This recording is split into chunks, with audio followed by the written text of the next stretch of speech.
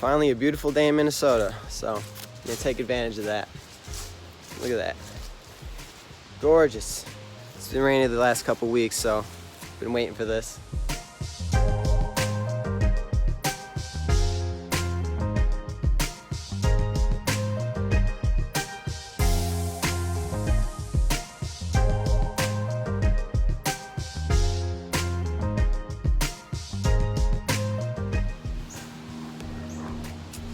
Alright, let's start out with some specs. The advertised is supposed to do 14 to 16 miles of range, but realistically, like, I drive it pretty heavily, accelerating super fast, braking pretty hard.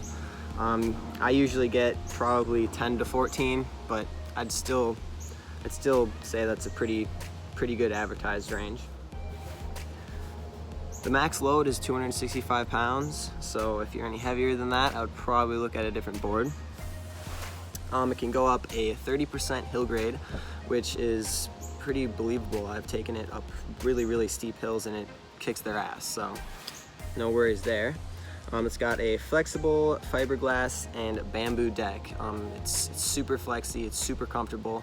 It handles bumps and everything in the road fine. It's a really smooth ride. It comes with 83 millimeter wheels and 90 millimeter wheels. I've only used the smaller 83 millimeter wheels, which are green. Well, usually you get a little bit more torque with the smaller wheels and a little bit more speed with the bigger wheels.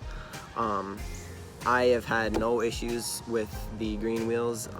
Accelerates very fast. It hits the hits the advertised top speed. So I mean, everything is good there.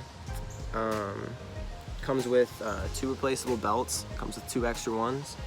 It comes with 2 replaceable pulleys, like for the wheels. It comes with a Kegel style pulley, so you can put like Kegel wheels on there, like orangutans or whatever with that core. It comes fitted, like in the box when you get it. It'll be fitted with the ABEC pulleys, so you can fit ABEC wheels on there too. The charge time is about 2 to 3 hours, which is standard. So before I go over a couple other things, I wanted to mention that I am coming from the W1S, which is their hub motor board. Just a couple things to clarify, that with the hub motor boards, the wheels are a lot harder than the board that I have here, which is the W2. I found that the ride quality was a lot more comfortable.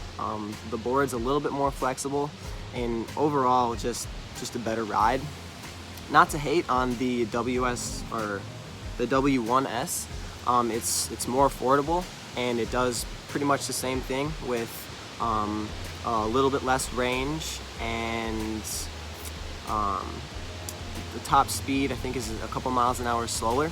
But I think if you have the money, I would spend the approximately $650 to get the W2. It's worth the money.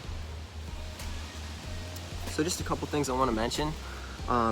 The board does have plastic enclosures. I did have a review on the W1S, and the big thing about that board is it has metal enclosures. So I mean, everything in those enclosures, the battery and the ESC, which are important, are encapsulated in metal, so I mean, they're protected.